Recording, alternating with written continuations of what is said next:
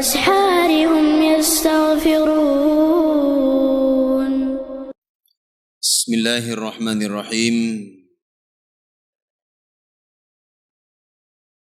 السلام عليكم ورحمة الله وبركاته.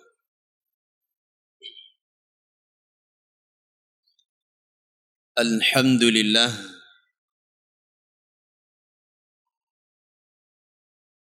حمدا كثيرا طيبا مباركا فيه ومباركا عليه كما يحب ربنا ويرضاه. وأشهد أن لا إله إلا الله وحده لا شريك له، وأشهد أن محمدا عبده ورسوله صلى الله عليه وعلى آله وصحبه وسلم تسليما كثيرا.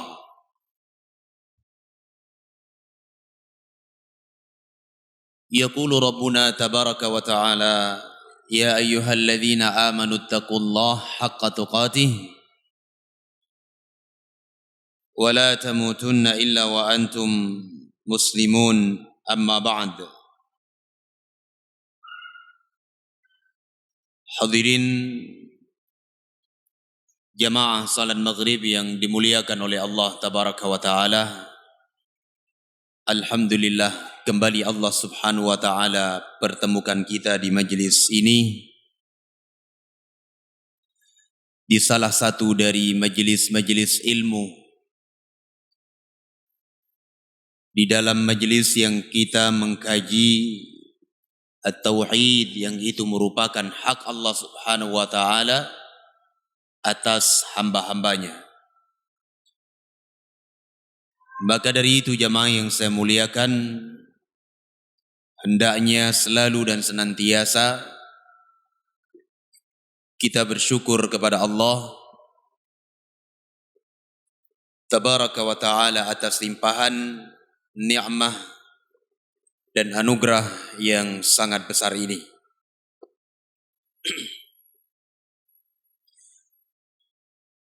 Hadirin jamaah salat maghrib yang dimuliakan oleh Allah Subhanahu wa Ta'ala, pada pertemuan pekan yang lalu telah kita sebutkan tentang sebuah pembahasan, yaitu termasuk dari kesyirikan kepada Allah Tabaraka wa Ta'ala adalah at-tabarruk, meminta keberkahan dari pohon-pohon atau bebatuan dan dari yang selain keduanya. Jamaah yang dimuliakan Allah, keberkahan itu diminta kepada Allah Subhanahu wa Ta'ala, dan tidak ada di muka bumi ini sebuah pohon yang memiliki kekuatan yang kemudian ia bisa mencelakakan manusia.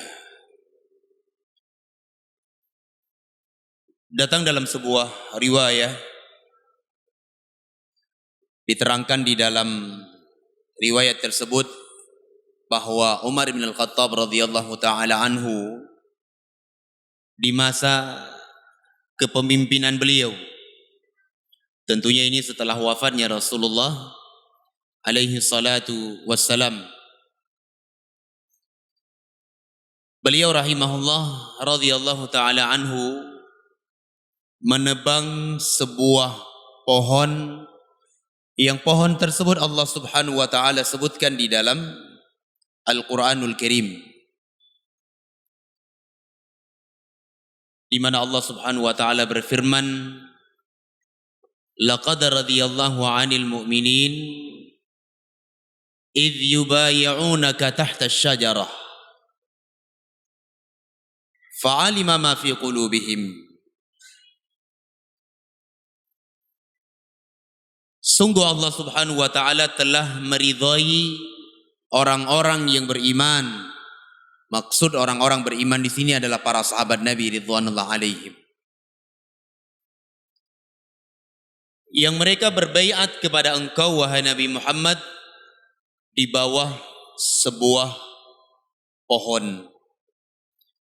Hadirin yang dimuliakan Allah, baiat ini dinamakan dengan baiatur ridwan. Ketika para sahabat Nabi ridwanullah alaihim membaiat Nabi SAW untuk selalu setia, suka maupun duka, senang maupun tidak, berjanji mereka ingin membela Nabi Muhammad SAW, dan baiatur ridwan itu terjadi di bawah sebuah pokok pohon waktu itu. Nah, hadirin yang dimuliakan Allah, di masa kekhalifahan Umar bin Al-Khattab radhiyallahu taala anhu, manusia yang mereka tidak faham hakikat tauhid yang sebenar-benarnya, sudah mulai mereka mendatangi pohon tersebut dan mengambil berkah darinya. Apa yang dilakukan oleh Umar bin Khattab radhiyallahu anhu sebagai saddan lidzari'ah, untuk menutupi segala kejelekan ataupun pintu yang bisa mendorong dan membawa menyeret muslimin ke dalam kesyirikan, beliau menebang pohon tersebut. Ditebang oleh Umar ibn al-Khattab radhiyallahu taala anhu. Dan pernah juga Abu Bakar As-Siddiq radhiyallahu taala anhu mengatakan ketika beliau mencium Al-Hajarul Aswad, beliau mengatakan bahwa Al-Hajarul Aswad, engkau adalah cuma sekedar batu, tidak mampu memberi manfaat dan tidak pula mampu memberi madarrah. Kalau seandainya aku tidak melihat Nabi SAW menciummu, niscaya aku tidak akan cium engkau. Ini Abu Bakar As-Siddiq radhiyallahu taala anhu. Sedikit pun mereka tidak mengambil keberkahan ataupun ngalap berkah kepada bebatuan ataupun pepohonan dan sebagainya yang dilarang oleh Allah tabaraka wa taala. Dan telah lewat penjelasan tentang hadis Abu Waqid Al-Laythi radhiyallahu taala anhu yang diriwayatkan oleh sekian banyak para ulama. Di antaranya adalah Al-Imam Tirmidzi, Al-Imam Ahmad dan selain keduanya, bahwa Abu Waqid Al-Laythi radhiyallahu taala anhu dan sahabat yang lainnya yang waktu itu baru-baru masuk Islam, mereka minta kepada Nabi SAW agar ditunjukkan sebuah pohon Dzatu Anwad sehingga mereka bisa gantungkan pedang-pedang mereka di pohon tersebut supaya mendapatkan keberkahan, supaya nanti kalau perang mendapatkan kemenangan, bisa memukul mundur musuh dan mengejar mereka. Apa yang dilakukan oleh Nabi SAW? Nabi SAW marah sampai beliau bertakbir Allahu Akbar. Beliau mengatakan bahwa apa yang kalian katakan tadi persis seperti ucapan Bani Israel kepada Nabi Musa alaihi assalatu wassalam. Maka dari itu jamaah yang dimuliakan Allah, hendaknya kita jauhi hal-hal tersebut karena perkara itu merupakan termasuk dari kesyirikan kepada Allah tabaraka wa ta'ala. Baik hadirin yang dimuliakan Allah, malam hari ini kita akan bahas dan kita baca bab yang setelahnya. Qala rahimahullahu ta'ala, bab ma jaa fi dzabhi li ghairillah. Bab ancaman yang sangat keras terhadap perbuatan menyembelih untuk selain Allah Subhanahu wa taala. Iya. Atau maksud dari bab ini adalah hukum menyembelih hewan untuk selain Allah Tabaraka wa ta'ala. Baik jemaah yang dimuliakan Allah, pembahasan kita pada malam yang mulia ini berkaitan tentang az-zabah, sesembelihan, menyembelih. Yang mana menyembelih tersebut merupakan salah satu dari sekian banyak ibadah yang sangat mulia. Sehingga Allah Subhanahu wa taala mengancam dengan ancaman yang sangat keras siapa saja yang menyerahkan sesembelihannya tersebut untuk selain Allah Subhanahu wa taala. Nanti kita akan sebutkan dalil-dalilnya tentang larangan menyembelih untuk selain Allah Tabaraka wa ta'ala. Baik jemaah yang dimuliakan Allah, pembahasan yang akan kita bahas ini yang berkaitan tentang sesembelihan, insyaallah kita akan bahas dan kita akan kaji dalam beberapa poin pembahasan. Yang pertama yang ingin kita bahas di sini adalah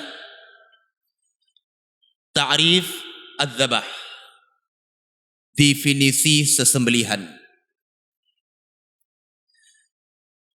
Diterangkan oleh para ulama bahwa az-zabah atau dengan kata lain sesembelihan adalah at-ta'abbudu lillahi azza wa jal bi'iraqid dam. Sesembelihan itu adalah memperhambakan diri kepada Allah Subhanahu wa taala dengan menumpahkan darah dari salah satu hewan kurban misalnya.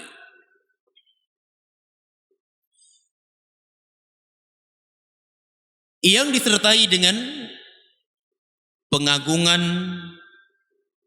kecintaan, dan pengerendahan diri kepada zat yang diperuntukkan sesembelihan tersebut. Ini dinamakan dengan az-zabah. Saya ulangi, az-zabah, sesembelihan itu adalah at-ta'abbudu lillah, memperhambakan diri kepada Allah Subhanahu wa taala dengan menumpahkan darah salah satu hewan kurban misalnya, disertai dengan kecintaan dan pengagungan dan pengerendahan diri terhadap zat yang diperuntukkan sesembelihan tersebut, atau dengan kata lain taqarruban ilallahi azza wa jal, dalam rangka untuk bertakarrub atau mendekatkan diri kepada Allah Subhanahu wa taala. Ini dinamakan dengan sesembelihan. Baik. Hadirin yang dimuliakan Allah,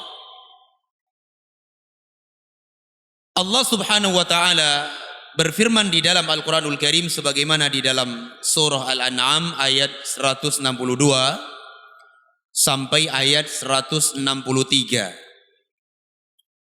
Allah berfirman, "Qul inna salati wa nusuki wa mahyaya wa mamati lillahi rabbil alamin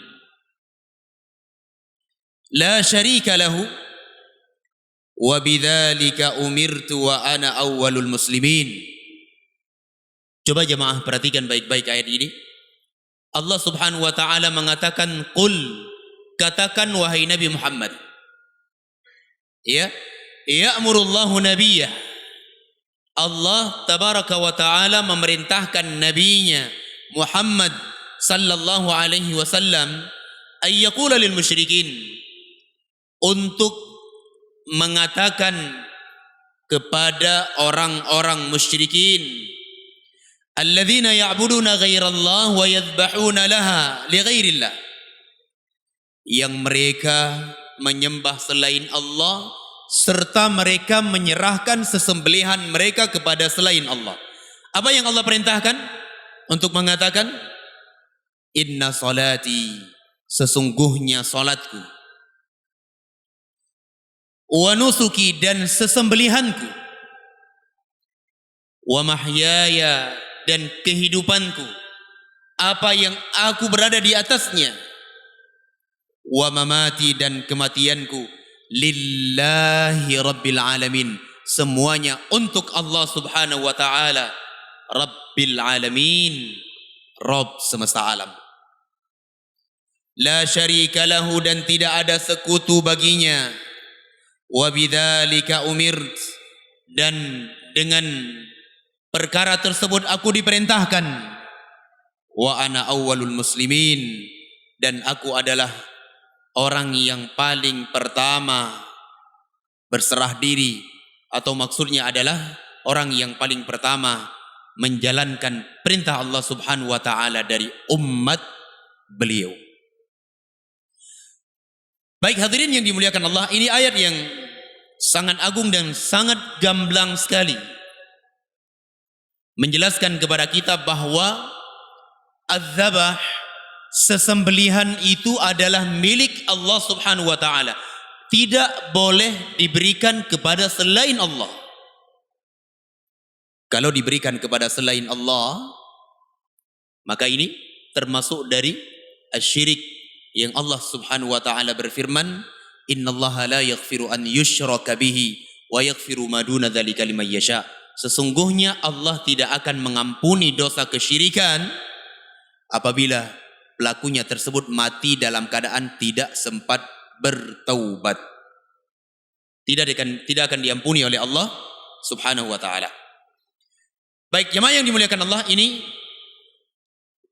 pembahasan poin yang pertama di dalam bab ma jaa fi dzabhi li ghairillah. Kemudian yang kedua, anwa' adz-dzabh, jenis-jenis sesembelihan beserta hukumnya. Hadirin yang dimuliakan Allah, jenis yang pertama adalah dzabhul ibadah, sesembelihan yang bentuknya adalah ibadah. Jenis yang pertama adalah sesembelihan yang bentuknya adalah ibadah.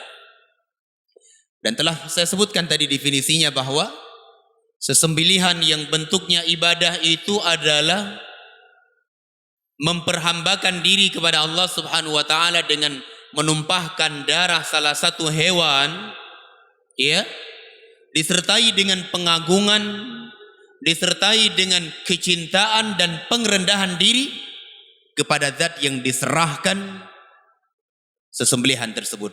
Nah, ini dinamakan dengan sesembelihan yang bentuknya ibadah. Sehingga diterangkan oleh para ulama, sesembelihan jenis yang pertama ini tidak boleh dipalingkan kepada selain Allah subhanahu wa ta'ala. Saya kasih contoh jemaah yang dimuliakan Allah. Ada seseorang misalnya, ia menyembelih seekor ayam misalnya. Tujuannya adalah untuk dihanyutkan dan diperuntukkan kepada penjaga laut. Ini kebiasaan terjadi di beberapa tempat terkhusus di Jawa Tengah dan sekitarnya. Mereka memperuntukkan sesembelihan tersebut, baik itu sapi ataukah itu kerbau, ayam dan semisalnya, yang kemudian kepalanya tersebut diserahkan, diperuntukkan untuk Nyi Roro Kidul. Ini jelas kesyirikan jemaah yang dimuliakan Allah.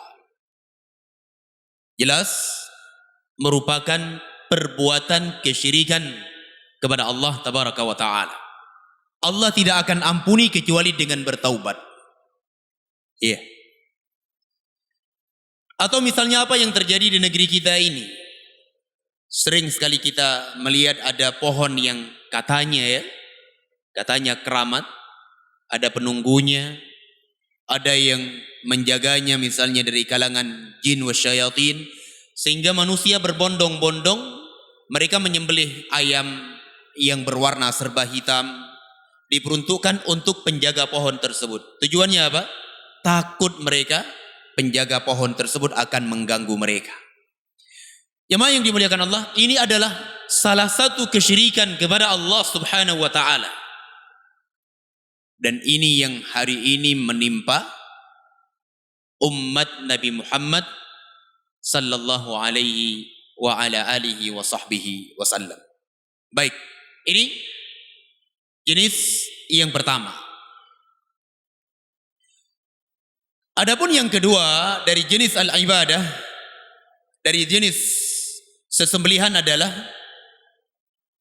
sesembelihan yang bentuknya adalah kesyirikan. Sesembelihan yang bentuknya adalah syirik. Dan sekilas sudah saya sebutkan tadi definisinya. Yaitu sesembelihan yang diperuntukkan atau diberikan untuk selain Allah Subhanahu wa taala, disertai dengan pengagungan dan pengrendahan diri terhadap zat yang mereka serahkan sesembelihan tersebut. Ini syirik. Jemaah yang dimuliakan Allah. Seseorang misalnya menyembelih untuk jin. Seseorang menyembelih untuk bebatuan. Atau misalnya orang-orang musyrikin dahulu, mereka menyembelih untuk berhala mereka yang mereka namakan dengan Al-Latta, Al-Uzza, Al-Manah, Waddun, Suwa'un, Ya'uq, Yaghuth, wa Nasr, dan yang lainnya dari berhala-berhala yang disembah pada hari itu.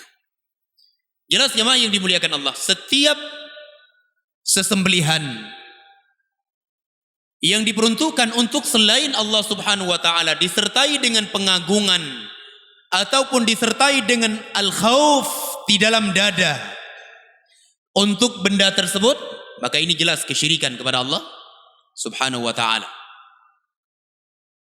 yang akibatnya adalah kekal di dalam neraka ketika pelakunya tidak sempat bertaubat. Baik, ini yang kedua. Kemudian yang ketiga, sesembelihan yang bentuknya adalah sunnah, yang bentuknya ataupun hukumnya adalah sunnah. Nah, ini adalah sesembelihan yang dilakukan, diamalkan dalam rangka untuk mencontohi Rasulullah sallallahu alaihi wa ala alihi wa sahbihi wasallam. Seperti misalnya seseorang berwalimahan. Nabi sallallahu alaihi wasallam mengatakan apa?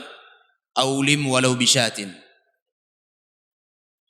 Berwalimahlah kalian walaupun dengan menyembelih seekor anak kambing. Ini hukumnya sunnah. Karena walimahan tersebut hukumnya adalah sunnah. Nabi SAW menyembelih.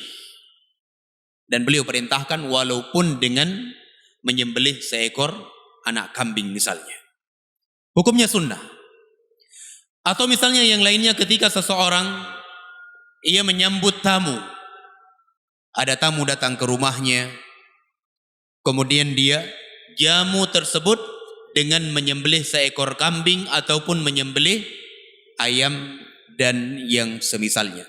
Ini kebiasaan orang-orang Arab dahulu, kalau kita bertamu ke rumah mereka, mereka menyembelih seekor kambing. Kemudian kambing tersebut dibagikan, diperuntukkan dagingnya untuk tetamu yang datang ke rumah mereka. Ini hukumnya sunnah jamaah yang dimuliakan Allah. Hukumnya adalah sunnah. Adapun yang keempat, dan ini yang terakhir dari jenis sesembelihan adalah sesembelihan yang hukumnya adalah mubah. Hukumnya adalah mubah. Nah, ini adalah sesembelihan yang diniatkan untuk dimakan dagingnya atau untuk dijual. Seseorang misalnya menyembelih kambing, tujuannya untuk makan sendiri. Atau ia ingin menjual dagingnya dan mengambil manfaat dari laba penjualannya tersebut. Ini hukumnya adalah mubah. Dibolehkan.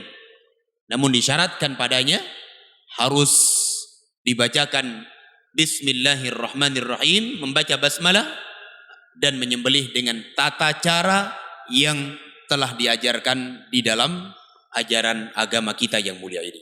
Baik jemaah yang dimuliakan Allah, ini beberapa jenis sesembelihan yang diterangkan oleh para ulama.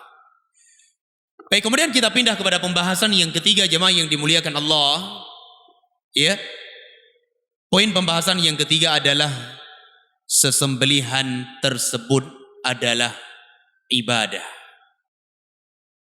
Sesembelihan adalah ibadah. Sehingga kalau kita menyebutkan dan mengatakan bahwasanya sesembelihan itu adalah ibadah, tentunya kita harus mendatangkan dalil-dalilnya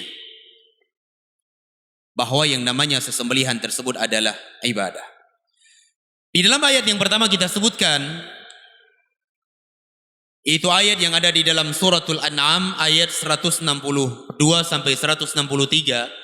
Dengan jelas Allah Subhanahu wa taala mengatakan, "Qul," katakan wahai Nabi Muhammad, "Inna salati," sesungguhnya salatku, "wa nusuki," dan sesembelihanku, "wa mahyaya," dan kehidupanku, "wa mamati," serta matiku, "lillahi rabbil alamin." Semuanya untuk Allah Subhanahu wa taala Rabbul Alamin. Kemudian Allah pertegas di dalam ayat yang setelahnya, kata Allah, "La syarika lahu," tidak ada sekutu bagi Allah Subhanahu wa taala. Ini ayat yang pertama jemaah yang dimuliakan Allah yang menjelaskan bahwasanya sesembelihan tersebut adalah sebuah ibadah yang tidak boleh dipalingkan kepada atau untuk selain Allah Tabaraka wa ta'ala. Baik, Allah berfirman di dalam ayat yang lainnya, di dalam surah Al-Kautsar ayat yang kedua, Allah Subhanahu wa ta'ala berfirman, "Fasalli li rabbika wanhar." Kata Allah Subhanahu wa ta'ala, salatlah engkau untuk Rabbmu, yaitu untuk Allah Subhanahu wa ta'ala, wanhar, lalu menyembelihlah engkau. Ini ayat yang menerangkan tentang perintah untuk kita menunaikan salat Idul Adha. Ketika datang hari Idul Adha, diperintahkan kita untuk menunaikan salat lillah azza wa jal. Kemudian kita menyembelih hewan kurban. Dan hewan kurban yang kita sembelih tersebut jemaah yang dimuliakan Allah, tujuannya adalah dalam rangka untuk mendekatkan diri kita kepada Allah Subhanahu wa ta'ala, sebagaimana yang insyaallah akan kita jalani biidznillah ta'ala beberapa waktu ke depan di dalam bulan Dzulhijjah. Baik jemaah yang dimuliakan Allah, sebagaimana yang kita sebutkan bahwasanya menyembelih untuk selain Allah Subhanahu wa ta'ala, sesembelihan ibadah, ketika dipalingkan kepada selain Allah Subhanahu wa ta'ala, maka ini merupakan sebuah perbuatan kesyirikan yang Allah Subhanahu wa ta'ala mengancamnya dengan azab dan laknat dari Allah Subhanahu wa ta'ala. Datang dalam sebuah riwayat disebutkan oleh Syekh rahimahullahu ta'ala di dalam hadis yang diriwayatkan oleh al-Imam Muslim rahimahullahu ta'ala dari sahabat Ali bin Abi Thalib radhiyallahu ta'ala anhu, dari sahabat yang mulia Ali ibnu Abi Thalib radhiyallahu anhu. Qala, beliau menuturkan, haddatsani Rasulullah sallallahu alaihi wasallam bi arba'i kalimat. Kata Ali bin Abi Thalib, Nabi sallallahu alaihi wasallam memberikan hadis atau menyampaikan kepadaku empat kalimat. Kalimat ini jemaah yang dimuliakan Allah merupakan kalimat nasihat yang sangat berharga untuk Ali bin Abi Thalib, kemudian untuk kita semuanya. Ya, untuk umat Nabi Muhammad sallallahu alaihi wasallam secara umum. Apa kata Nabi sallallahu alaihi wasallam? Beliau mengatakan, la'anallahu man dzabaha li ghairillah. Allah subhanahu wa ta'ala melaknat siapa saja yang menyembelih untuk selain Allah subhanahu wa ta'ala. Jemaah yang dimuliakan Allah, dari hadis ini kita bisa ambil kesimpulan bahwa menyembelih untuk selain Allah itu akan mendatangkan laknat dari Allah subhanahu wa ta'ala. Iya. Dan yang dimaksud dengan laknat dari Allah subhanahu wa ta'ala adalah at-tardu wal ib'ad min rahmatillahi tabaraka wa ta'ala. Ya. Al-la'nah kalau datang dari Allah subhanahu wa ta'ala maknanya adalah at-tardu wal ib'ad. Seseorang terusir ataupun dijauhkan dari rahmat Allah subhanahu wa ta'ala. Itu maknanya. Ya, makna al-la'nah apabila datang dari Allah subhanahu wa ta'ala, saya ulangi, adalah at-tardu wal ibad. Seseorang terusir ataupun dijauhkan dari rahmat Allah subhanahu wa ta'ala. Bayangkan jemaah yang dimuliakan Allah, di yaumul qiyamah masing-masing kita semuanya membutuhkan rahmat dari Allah subhanahu wa ta'ala. Bahkan kita masuk ke dalam surga itu dengan rahmat Allah subhanahu wa ta'ala, bukan dengan amalan yang kita lakukan. Ya, sampai-sampai sahabat mengatakan, wala anta ya Rasulullah, tidak pula dengan engkau wahai Rasulullah. Qala wala ana, ya tidak juga dengan saya. Semua kita akan masuk ke dalam surga dengan rahmat Allah subhanahu wa ta'ala. Hanya saja amalan kebaikan yang diridhai dan dicintai oleh Allah yang kita lakukan tersebut, ini yang akan mendatangkan rahmat Allah subhanahu wa ta'ala kepada kita. Sehingga dengan rahmat Allah kita akan masuk ke dalam surganya. Jelas dan gamblang sekali jemaah yang dimuliakan Allah. Allah melaknat siapa saja yang menyembelih untuk selain Allah subhanahu wa ta'ala. Adapun laknah kalau datang dari sisi manusia, ya, maksudnya adalah as-sab wa du'a. Yang dimaksud dengan laknat apabila datang dari manusia adalah as-sabbu, celaan, wa du'a, dan doa kejelekan. Itu apabila datang dari manusia. Faqala, kemudian Nabi sallallahu alaihi wasallam melanjutkan, la'anallahu man la'ana walidayhi. Allah subhanahu wa ta'ala melaknat siapa yang melaknat kedua orang tuanya. Saya ulangi, kata Nabi sallallahu alaihi wasallam, Allah subhanahu wa ta'ala melaknat siapa saja yang melaknat kedua orang tuanya. Iya. Diterangkan oleh para ulama, maksud dari melaknat kedua orang tua adalah man da'a ala walidayhi bil la'nah aw sabbahuma aw tasabbaba fi dhalika bi an yasdura minhu dhalika fi haqqi abawai syakhsin fayarudda alaihi dhalika syakhsu bil mithli. Perhatikan baik-baik. Diterangkan oleh para ulama, yang dimaksud dengan melaknat kedua orang tua adalah seseorang mendoakan kejelekan terhadap kedua orang tuanya. Mendoakan kejelekan terhadap kedua orang tuanya dengan laknat. Au sabbahuma, atau ia mencela kedua orang tuanya. Faqala au tasabbaba fi dzalik, atau ia yang menjadi sebab orang tuanya itu dilaknat oleh orang lain ketika dia melaknat kedua orang tua saudaranya. Ya. Kemudian orang tersebut membalas melaknat kedua orang tuanya. Ada seseorang dia melaknat kedua orang tua saudaranya, Muslim. Kemudian orang tersebut membalas melaknat kedua orang tuanya. Nah, ini sudah masuk ke dalam makna hadis man la'ana walidayh. Laknat Allah Subhanahu wa taala terhadap orang-orang yang melaknat kedua orang tuanya.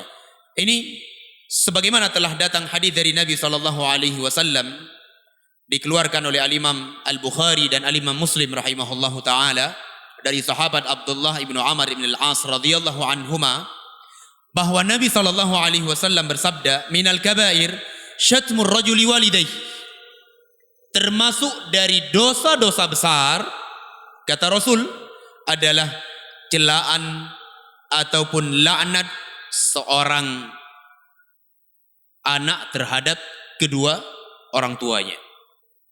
Termasuk dari dosa besar. Qalu ya Rasulullah, kemudian para sahabat bertanya, mengatakan kepada Nabi sallallahu alaihi wasallam, wahai Rasulullah, wa hal yashtumur rajul walidayh? Apakah ada seorang anak yang tega melaknat kedua orang tuanya? Apa ada wahai Rasulullah? Iya. Nabi sallallahu alaihi wasallam mengatakan, "Na'am." Iya, ada, kata Nabi sallallahu alaihi wasallam, "Yasubbur rajulu abar rajuli fayasubba abah." Seorang laki-laki, kata Nabi, dia mencela bapak seseorang, kemudian orang tersebut membalas mencela bapaknya. Iya. Wa yasubbu ummahu fayasubbu ummah. Atau kata Nabi sallallahu alaihi wasallam, ia mencela ataupun melaknat ibu dari seseorang, kemudian orang tersebut membalas melaknat ibunya. Ya, ini masuk ke dalam makna seorang anak telah mencela dan melaknat kedua orang tuanya. Dan ini termasuk dari dosa-dosa besar, bagian dari kedurhakaan seorang anak terhadap kedua orang tuanya. Faqala Nabi sallallahu alaihi wasallam, kemudian Nabi sallallahu alaihi wasallam melanjutkan di dalam hadis Ali bin Abi Thalib yang diriwayatkan oleh Imam Muslim. Beliau mengatakan, wala anallahu man awa muhditha. Allah Subhanahu wa taala melaknat siapa saja yang memindahkan patok tanah ataupun batas tanah. Iya, gak main-main jemaah yang dimuliakan Allah. Ini Islam. Islam sangat menjaga hak seorang muslim. Dijaga sekali di dalam Islam. Baik jemaah yang dimuliakan Allah,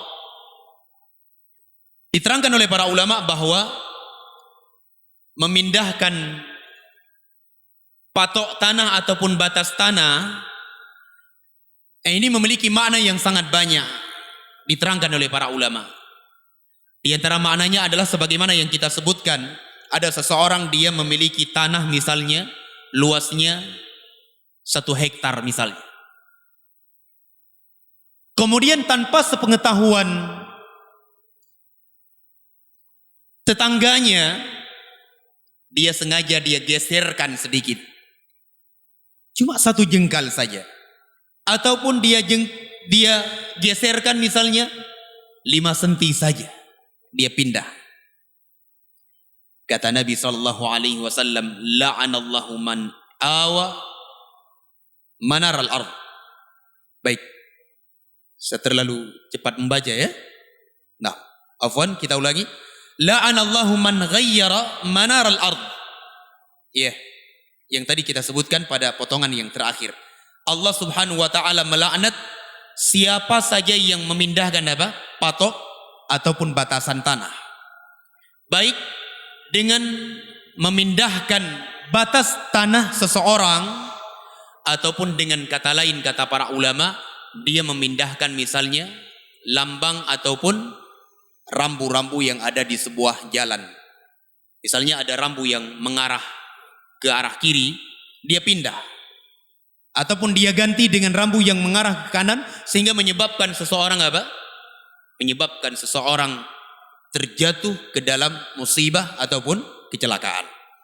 Baik, faqala Nabi sallallahu alaihi wasallam, kemudian pada potongan yang terakhir Nabi mengatakan, la'anallahu man awa muhditsan. Allah Subhanahu wa taala melaknat siapa saja yang membela ataupun membantu orang-orang yang membuat sesuatu yang baru di dalam agama Islam.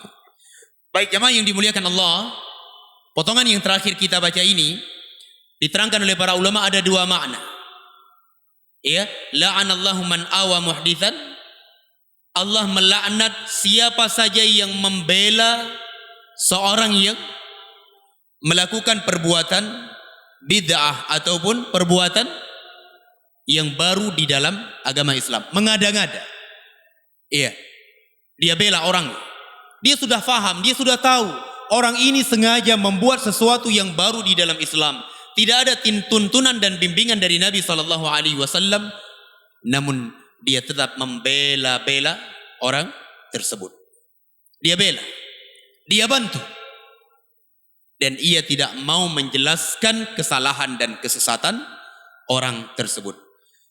Ini makna yang pertama. Makna yang kedua adalah orang yang melakukan dan mencetuskan perkara yang baru itu sendiri. Dilaknat oleh Allah Subhanahu wa taala karena dia menciptakan sebuah amalan yang tidak pernah datang dari Nabi. Karena dia menciptakan sebuah ibadah yang tidak pernah datang bimbingan dari Rasulullah sallallahu alaihi wa ala alihi wa sahbihi wasallam. Baik jemaah yang dimuliakan Allah, ini 4 perkara yang dilarang oleh Rasulullah sallallahu alaihi wa ala alihi wa sahbihi wasallam, dan yang menjadi syahid dari pembahasan kita adalah kalimat yang pertama dari ucapan Nabi, man la'anallahu man dhahaba li ghairillah. Allah Subhanahu wa taala melaknat siapa saja yang menyembelih untuk selain Allah Subhanahu wa taala. Semoga apa yang kita kaji dan kita baca ada faidah dan manfaat untuk kita semuanya. Mohon maaf atas segala kekurangan dan kesalahan. Aqulu qauli hadza, subhanakallahumma wa bihamdika asyhadu an la ilaha illa ant, astaghfiruka wa atubu ilaik. Assalamualaikum warahmatullahi wabarakatuh.